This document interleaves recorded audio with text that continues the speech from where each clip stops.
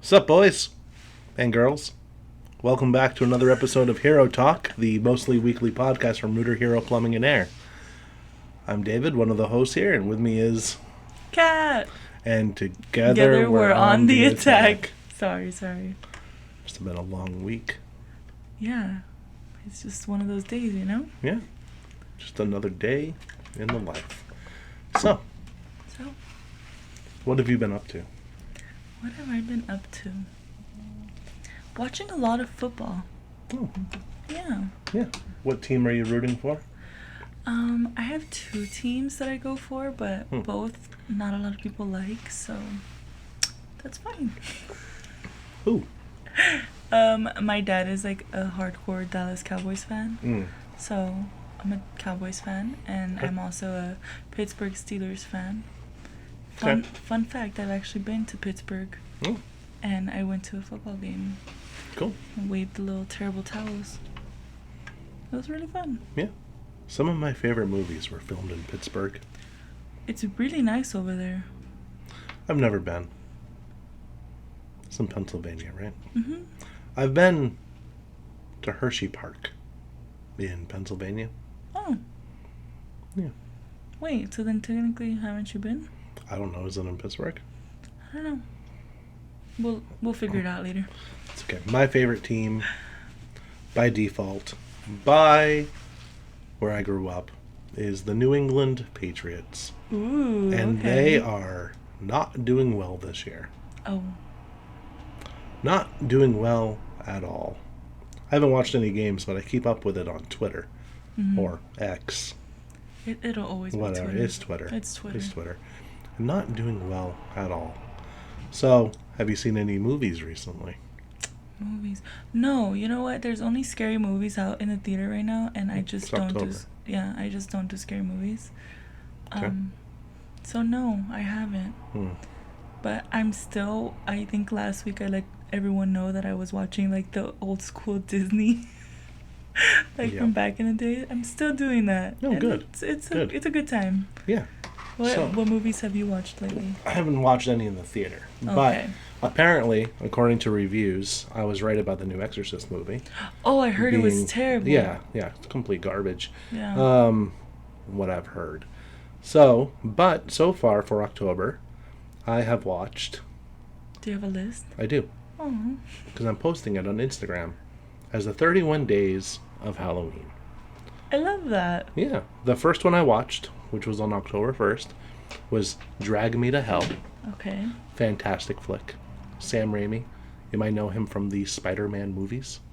I like Spider-Man. I'm really bad with names, though, so... It's okay. I'm talking about the Tobey Maguire ones. Okay. So, I know and then those. Salem's Lot, which is a fantastic vampire movie. I think you told me about that one. Yeah. Then The Evil Dead, another Sam Raimi classic. And then Terrifier, which is a fantastic movie. Was it terrifying? No. It's okay. Just ignore my humor.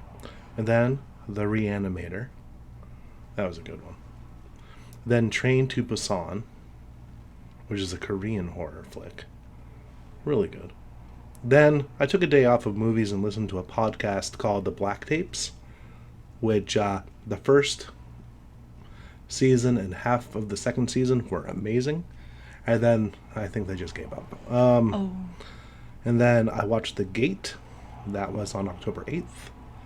October 9th, I watched The Ninth Gate with Johnny Depp. Oh. Then, yesterday, October 10th, was the original Pet Sematary. How was that one? The original one from 1989, I believe. Fantastic. The remake and the new one? No. Oh. Okay. They need to just leave things alone. Mm-hmm. Please. Please. Please just stop. And what movie are you watching tonight? I don't know yet. It's whatever catches my fancy. So you don't know? Like you just... I just scroll. Okay. I doom scroll on Amazon Prime and on, Netflix and Disney Plus. And these movies are free or do you have to pay for them? I mean, you pay for the streaming. Yeah, but like No, you I'm don't not have gonna, to rent I'm them, not right? gonna pay. Okay. No, I'm cheap. You just pay for the streaming service. Yep, because it's which like, is not cheap. well, it's still cheaper than cable, True. and you get to watch what you want. True. So, and then if I really wanted to watch something that, like, says it costs money, there's ways. Figure it out. There's some websites that you can go to. Interesting. Yep. So, if you're of that nature, you do what you gotta do in this world. It is what it is. Might have to deal with some ads, some viruses, but why don't you have an antivirus on your computer? That's weird. True. So, yesterday, which was the 10th of October, according to my sources, which is the Google search I just did. Oh, yeah. It was World Mental Health Day. Yes. So, on that, let's talk some mental health. Now, before we begin, neither Kat nor myself are doctors. True. Neither of us are licensed psychiatrists or psychologists, Also true. nor do we play them on the internet. Just gonna have to get that out of the way. Yes. What we can share are things that worked for us, maybe things that we've observed. That's it. Consult a doctor if you're having any issues. All right. And because I want to get it out of the way so the rest of the episode isn't so dark, if you or maybe someone you know is going through a rough time and it's not looking good, right?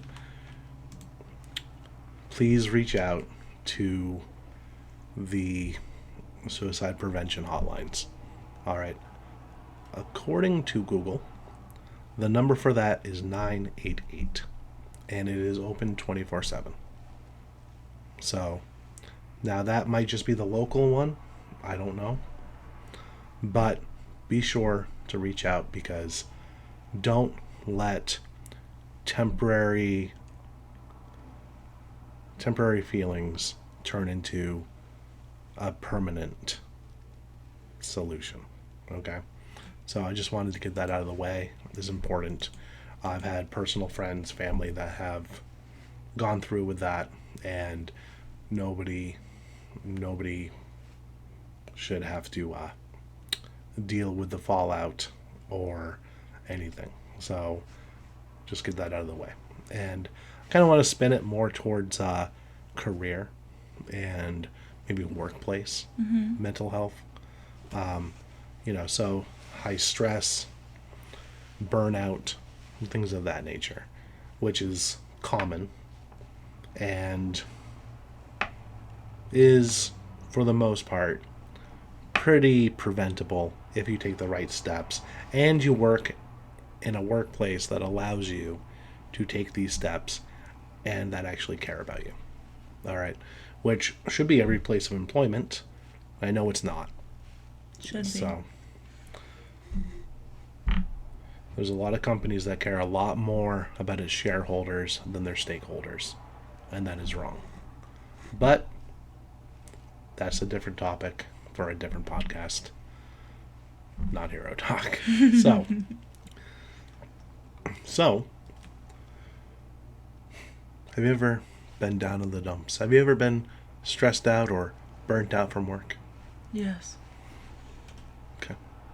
But not lately, so that's good. That is good. Yeah. Yeah.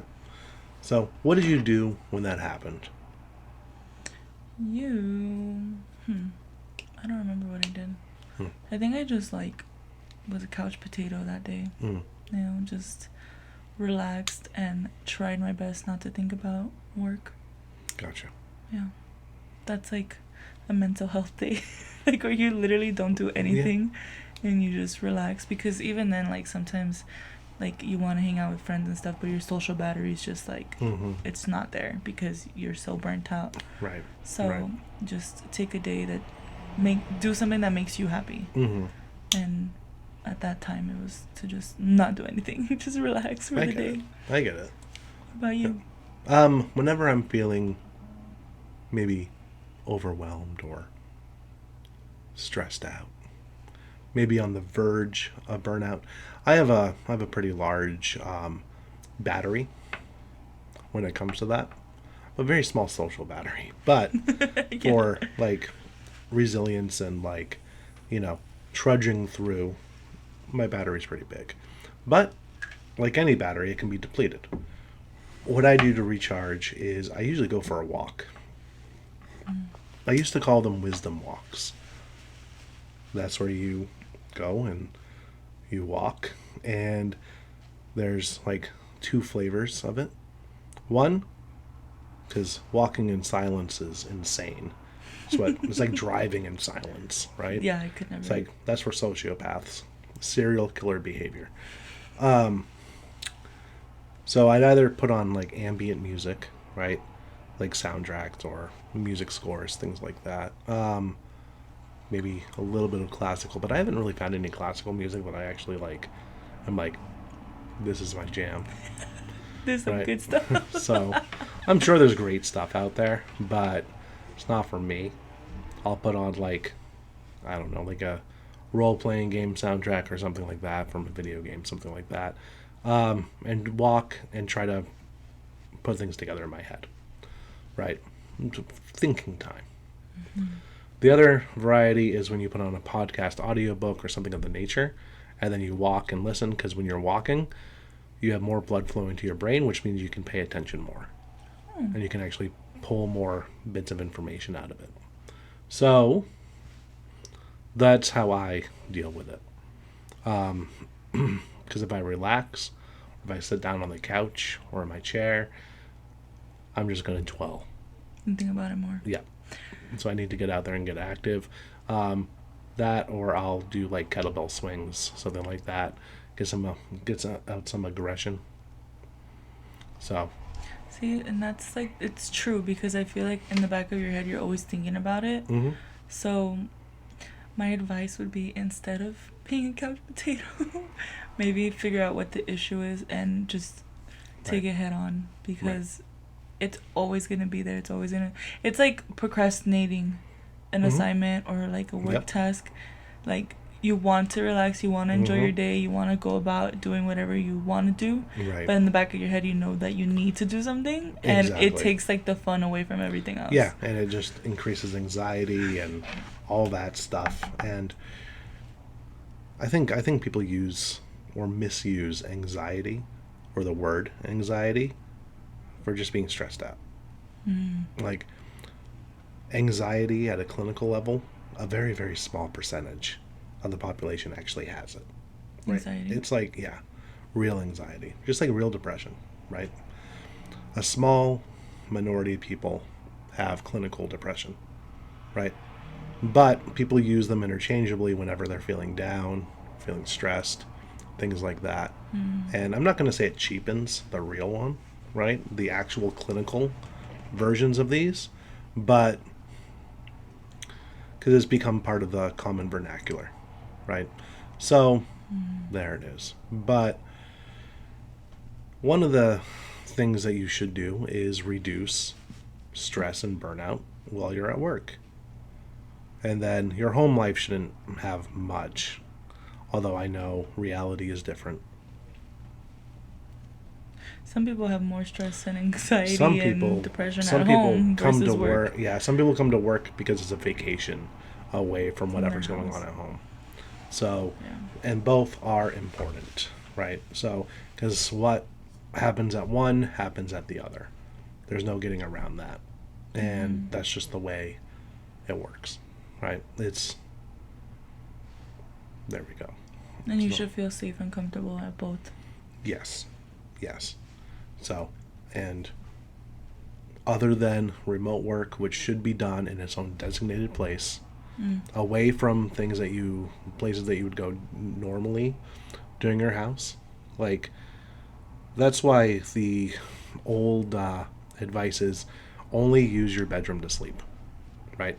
Don't go watch TV in there all day. Don't stay in your bedroom all day. Have that as your sleeping place. Because otherwise it's going to be harder to fall asleep.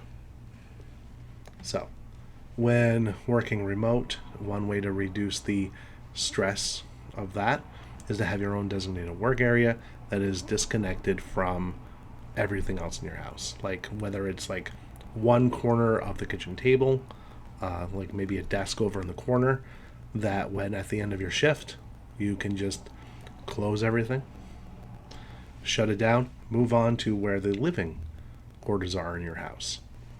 Does it work for everybody? No. What I found when I was working remote and on the times I do, I don't stop. And that's one of the drawbacks from remote work is you're too focused. There's no distractions.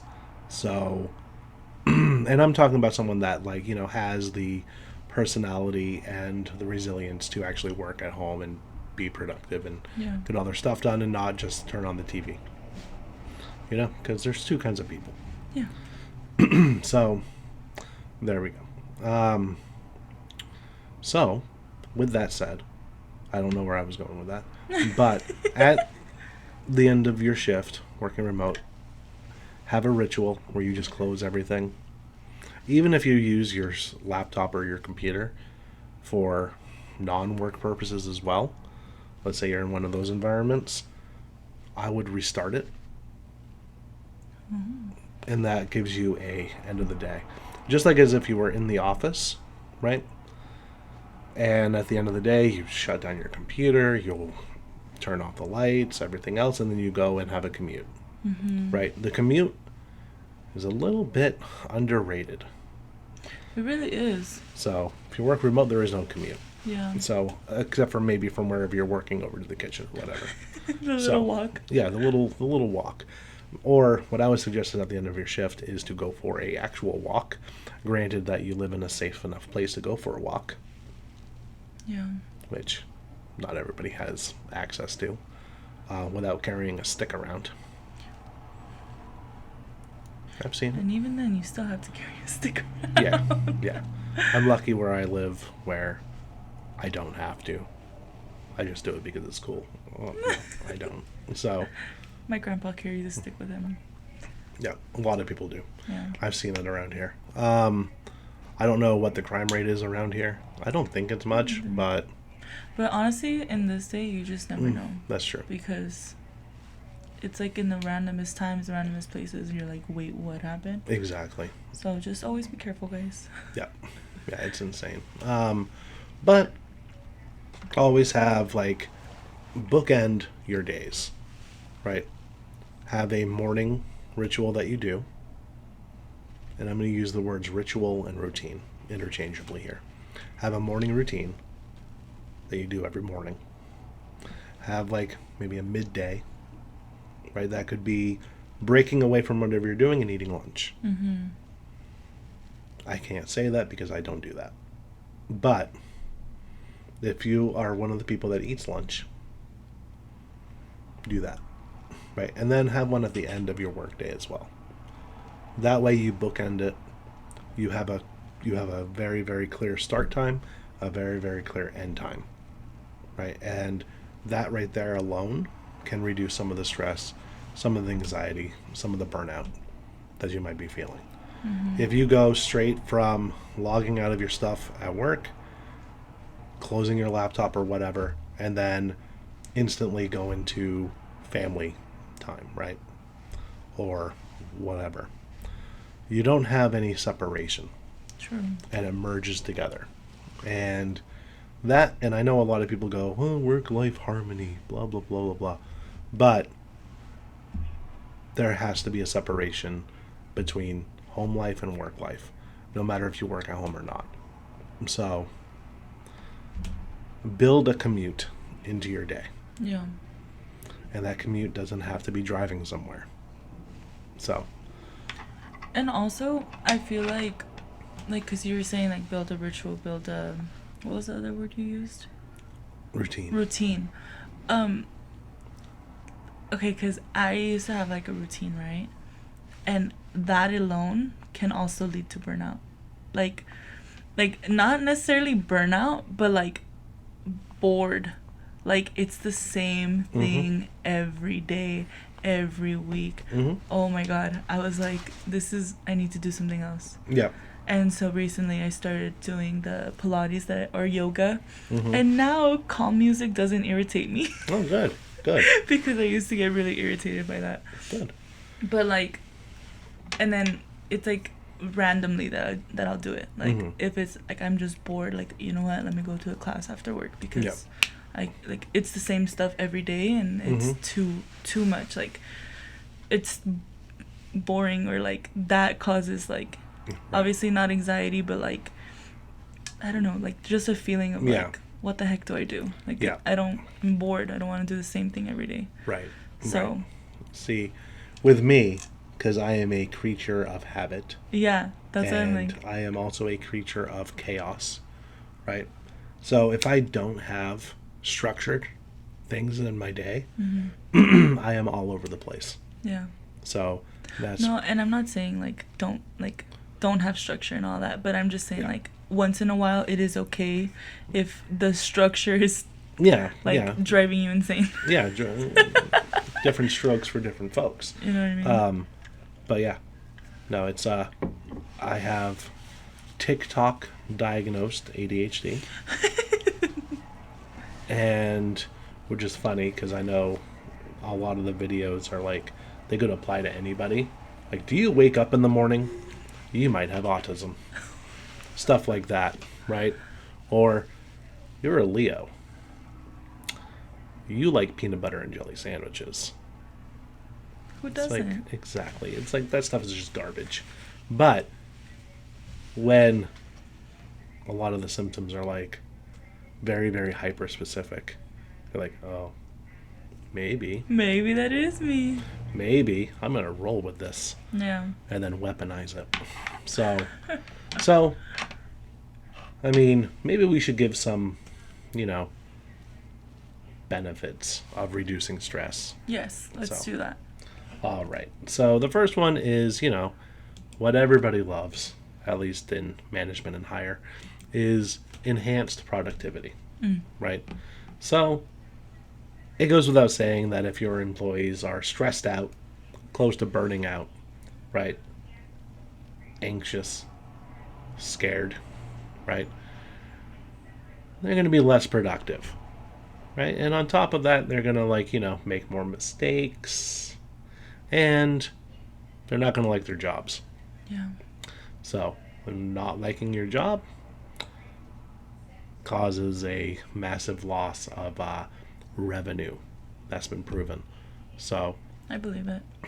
Disengaged or actively disengaged employees, or the ones that are there just, doing maybe even less than the bare minimum, are costing American businesses, at least a few years ago, it might have increased by then, or by now, billions of dollars per year. Wow.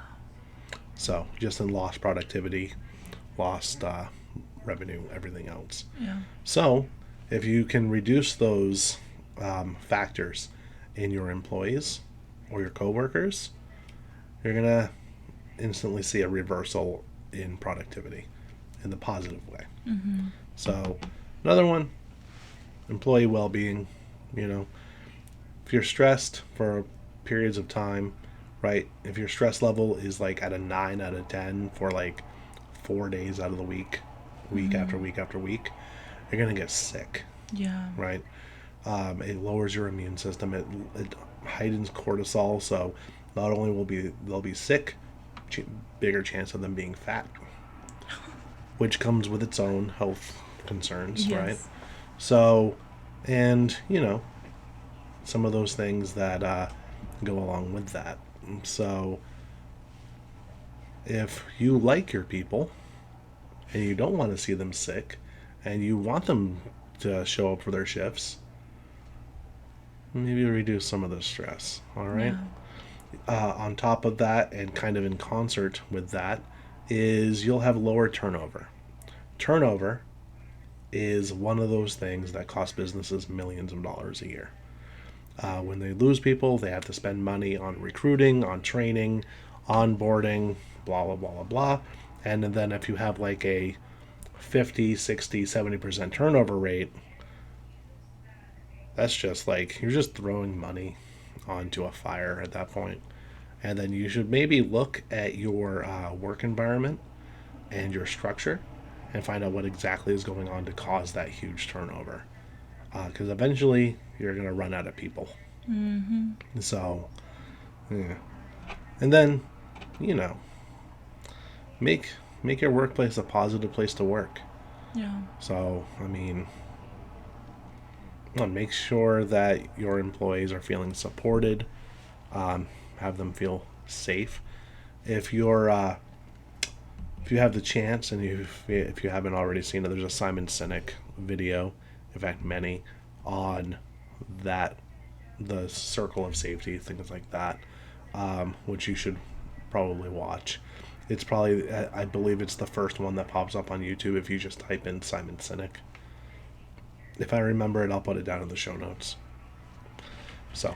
And I feel like also with like the work culture and like just the well-being of the employees, I feel like it's important in like the leads and the management, because you should know your employees. Yeah. Like, you know, maybe not on like a friendly basis, but at least just personality wise. Right. And you should know when your employee is having like an off day. Yeah. And even if like you pull them aside and they don't want to talk about it, you can still give them like, oh well, okay, I can tell that you're off, maybe take an extra 10-minute break today, just gather your thoughts, because if they're off, they're not going to work right.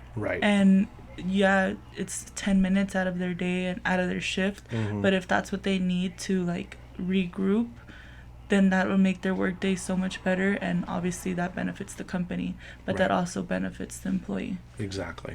Yeah. Exactly. It's there are some companies out there that are for short-term thinking and short-term profits, right? They don't really look for the long term. And those companies, the ones that only care about short-term things, they're going to bleed their employees dry of any productivity they can get out of them on a daily basis, which means it's going to be one of those companies we discussed before that have the 50, 60, 70% turnover rate. Yeah. Right? So, because they're bled dry. So now you need new blood, which then you have to pay for. And I don't mean just their salary, but their onboarding, the recruiting costs, the training costs. Yeah, everything. So. And it's like there's some companies that don't even know their employees' names. Right, which is disgusting. Yeah. I mean, how can you work in the same building and not know someone's name? That's ridiculous. So, but here are some things that companies can do to maybe promote some of this stuff, you know? Because probably want this. It's important. So, one, promote work-life balance. Just do it. You know? Have a cutoff time. Even if they're on salary. Right? Salary doesn't mean you're on call 24/7. I treat it like that with myself, but it's not. Okay? When you're on salary, you don't get paid for the hours you work. You get paid for the results you produce. So, that's the basic idea of it, right? So, like, which is why I always laughed when they're like, oh, you're on salary, so you have to work at least 50 hours per week. I'll stay hourly and just take the overtime, please. Yeah. That kind of thing, right? And I know some businesses are like that, right? And I know the reason behind it, usually. But as long as the results are there, it doesn't matter. As long as the work is getting done. Exactly. So, next one is to foster open communication with everybody in the organization. There shouldn't be silos. People should be able to talk to pretty much whoever they want, right? And they should be able to talk to their direct supervisor, manager, HR. Although, let's face it, HR is there to protect the company, not the employee. But that goes without saying. We all know that. That's like one of those things that was taboo to talk about like 3 years ago. Yeah. But now everybody's like, yeah. It's true, though. Yeah, we know. So, it is what it is. But they should be able to talk candidly with their bosses, right? And their coworkers about how they're feeling, what their emotional state is like, right? And that goes back right into what you were saying about how the managers, leads, everyone else should know their employees, Yeah. right? Like, if you have someone who's been a top performer for years, right? And then all of a sudden, within 2 weeks, all their stats drop down to like someone who's been there for like 3 days, right? Something happened. Yeah. You should probably find out what happened and give them any support that you can. Definitely. There are some companies out there that would just let that person go. That's ridiculous. Yeah, especially if you're giving the company so much like of your time and like years. Yeah. That's crazy. Yep. Another thing is to set clear expectations for people. So that way they don't either or inflate what they're doing, right? And so you don't inflate what they're doing. You don't keep piling things onto their plate when they don't have the bandwidth for it. Yeah. So everybody has a certain amount of bandwidth that they can handle. So either if you trust this person to get things done, and let's pretend they're the only person in the organization that can, right? Never the case. Hire them someone that can help them, right? Take some of that load off. Or maybe increase some of the deadlines. I don't know. So always have access, or have the employees know they have access to mental health resources. Could be the number I said in the beginning. Could be someone on staff. There are some companies out there that have like chief heart officers who their primary goal and their primary function is to talk to the employees at a one-to-one human level. Not HR, but actual human resources. And I don't know, the name human resources just rubs me the wrong way. Like, I get the meaning, but still. There's some companies also that give you like access to like third party therapists or just someone to talk to in general. Exactly. Another one that you can have, because nobody likes to feel stuck. And when people feel stuck, morale goes down, right? Training, skill development, but also have an org chart which says what you can move up to, what you can eventually be in the company if you put in the effort and the time and everything else. So, because you should never be at an entry-level position for a decade, right? It's crazy. So you want to move up, not only for your own self, but to benefit the company as well. Supportive leadership, right? We already talked about that pretty much. Encourage physical activity. Yep. Promote Take those walks. Take a walk. Take those walks. Yeah. So, recognition and rewards. Those are always good. I've worked at plenty of places that didn't have anything like that, which is weird. So we gave out gift cards last week. Yep. So, and then, create a positive work environment. So make it a place that people want to come to. They don't wake up in the morning and be like, oh, it's Monday. Yeah.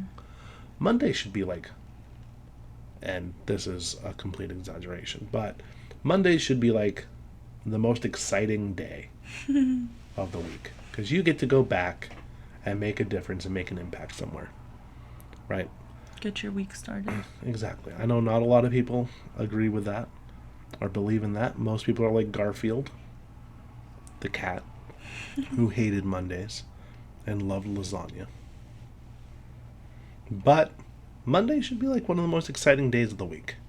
Mondays and Fridays. True. So, if you work Monday through Friday, substitute the day of the week that is your Monday and Friday. Your first and last day. Yeah. Your So- work week. So substitute those and you'll be good. So reducing stress, reducing burnout is a moral obligation for companies. Because companies have to service and support their stakeholders. Their stakeholders are their employees, their vendors, their investors, their customers, and their community, right?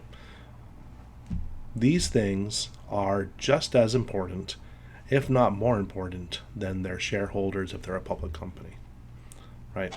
So it's a moral obligation to have a safe, open, transparent place to work.